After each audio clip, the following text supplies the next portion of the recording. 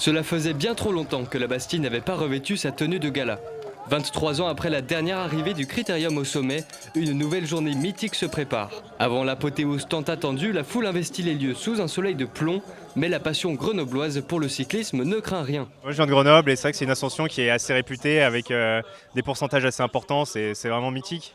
Et pour une fois qu'il y a une course qui s'arrête en haut de la Bastille, on ne pouvait pas se permettre de ne pas venir aujourd'hui pour accueillir les coureurs, quoi. Surtout que c'est une arrivée au sommet, donc c'est toujours un peu plus stimulant que les arrivées au sprint, en tout cas de mon point de vue. Je suis un peu curieux de voir si ça se passe comme sur des Flandriennes, avec vraiment une émulation du public qui est vraiment chaud. Là je vois que les routes commencent à se remplir, donc ça fait plaisir de voir qu'à Grenoble aussi, en Isère, on sait se retrouver autour d'événements cyclistes. La ferveur, elle était là pour chaque coureur, mais surtout pour un certain Julien Alaphilippe. Il peut compter sur un fan club d'irréductible le jour de son anniversaire. D'autres supporters viennent de loin pour encourager leur poulain.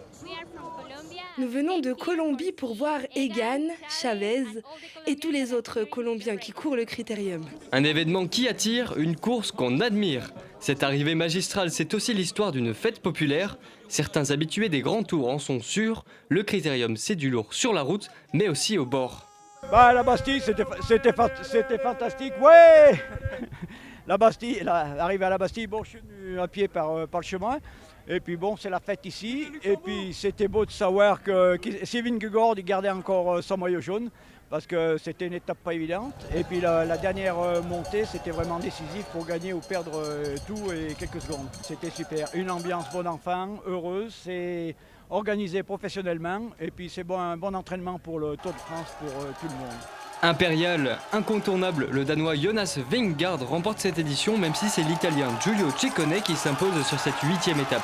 Et derrière les barrières, c'est une nouvelle victoire pour la ville du vélo. La ferveur cycliste de Grenoble prouve, s'il le fallait encore, qu'elle se montrera toujours à la hauteur.